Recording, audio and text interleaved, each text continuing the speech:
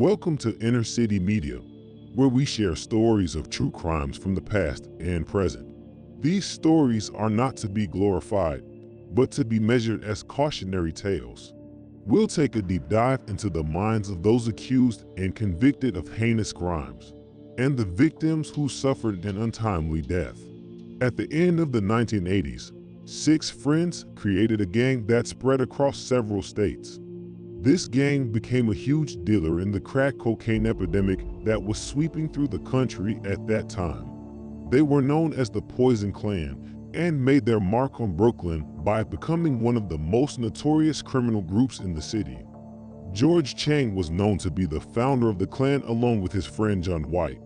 Dean Anthony Beckford, Claude Gerald Dennis, Sean Henry, and Winston Gordon would also form a gang with them, and they would soon grow into a very large one. It was in the late 80s when New York City was one of the biggest spots in the world for the crack epidemic to spread. They wanted to take advantage of that. During that time, Chang was directly responsible for securing cocaine for the group, as they sold it and made a ton of money from the sale. It was interesting to note that some members disagreed about who should run the gang, and their opinions were divergent. As the leader of the gang, Chang was not liked by all of the members. Many of them felt that others could do the job better than him. As a result, Chang was shot dead by one of his own clan members, and the Poison Klan spread throughout the region. During the time of the Poison Klan's formation, it had been split into 2 gangs that used the name Poison Klan to run their business. It was becoming too hot in New York, and laying low in other states seemed to be the right move for everyone at this point. It was Henry and Gordon who set up shop in Boston, where they grew their own mini empire and became well known there. Once Henry was able to secure crack, he was able to target the unsuspecting youth of that neighborhood.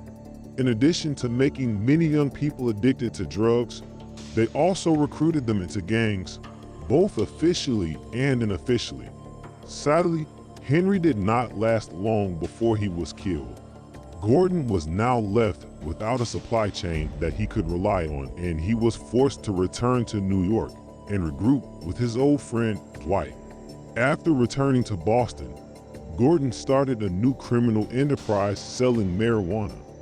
White was unaware that Gordon had been working with someone else.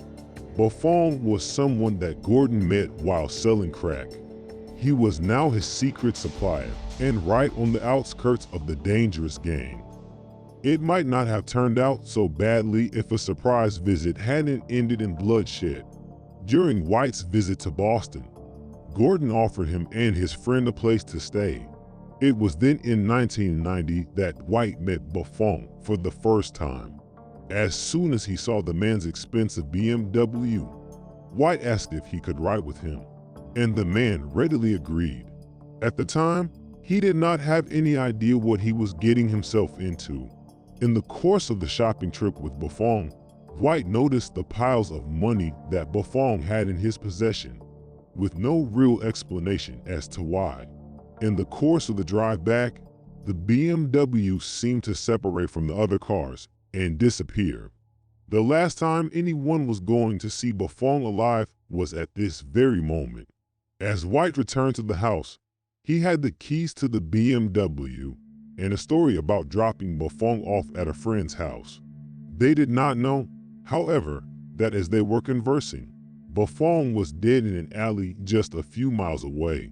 Gunshots to the back of his head were the cause of death, and very clearly, murder. At the house, Dwight boasted about how Buffon was asking too many questions and he had to take him out as a result of that. He even showed off the 9mm gun that presumably killed him, showing no remorse or regret for his actions. A Brooklyn boy turned into a cold-blooded murderer who had only one goal in mind: making money off drugs and murdering others. The evidence against John White was overwhelming, but despite this, he would not have to face the court until many years later. He was presented with the evidence against him, as well as the testimony of an FBI agent that was used against him. In 1997, 7 years after the murder of Buffon, John White confessed to everything that had happened. He was found guilty in 2001, and he became one of the original members of the Poison Klan to spend the rest of his life in prison. In the 1990s, he made a lot of money off his crimes.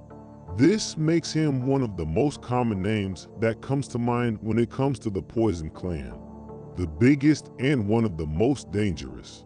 In the same way that actual poison spreads and causes problems wherever it travels, the gang did the same.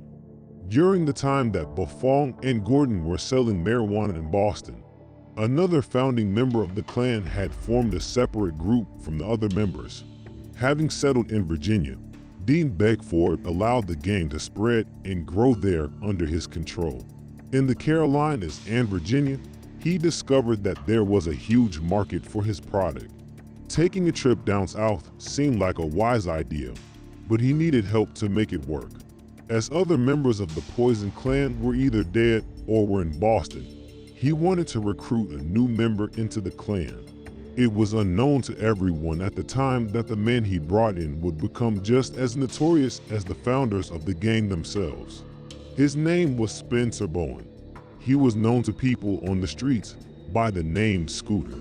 It didn't take him long for him to equal Beckford in terms of power and prestige. Whenever someone heard an order from Bowen, they knew that it was just as significant as if they were receiving it directly from Beckford himself. In Beckford's absence, or while he was traveling, Bowen was in charge of running the operation in Virginia.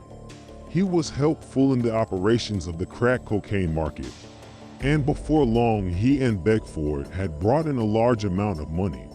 The average amount of money they brought in every week for their drug empire was thought to be $80,000. Compared to New York City, where there were hundreds of FBI agents covering the crack epidemic, the South had more clients. In the North, there were fewer concerns about the epidemic. There were agents searching for gangs in the big city, while Beckford and Bowen were making a huge amount of money in Richmond. This practice lasted well into the 1990s without any of them being caught in the act. It wasn't until 1996 that Beckford was finally caught after suspicious travel activity. His purpose was to travel from Virginia to Oceanside on Long Island for business reasons. In the aftermath of Beckford's capture, most of the big members of the Poison Klan were found guilty of drug trafficking charges and murder.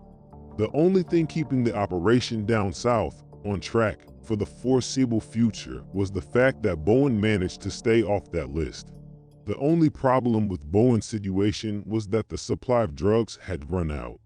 He ended up making a decision that might have led to him spending the rest of his life in prison.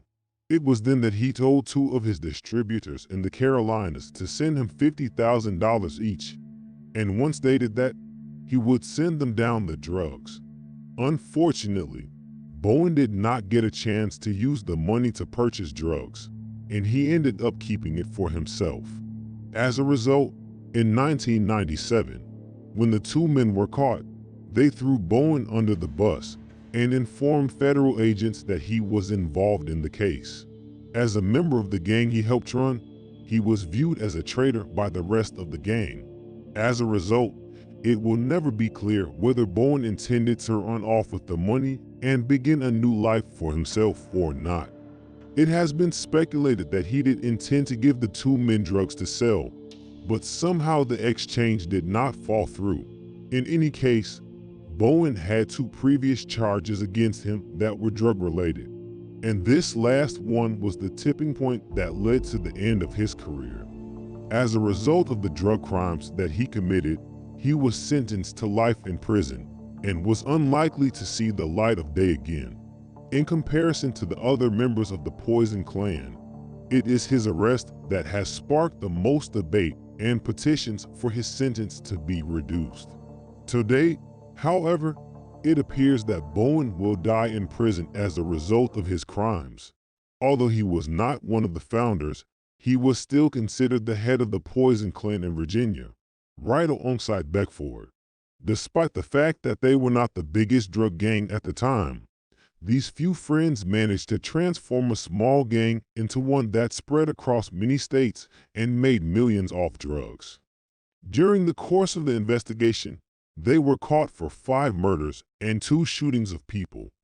If you think the Poison Clan was more famous for their ability to turn on each other or for evading capture for a decade, that's entirely up to you.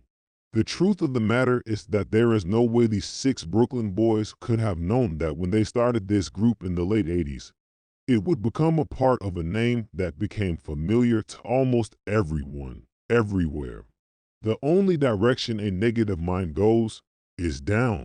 Don't forget to like, share, comment, and subscribe. Inner City Media. Salute.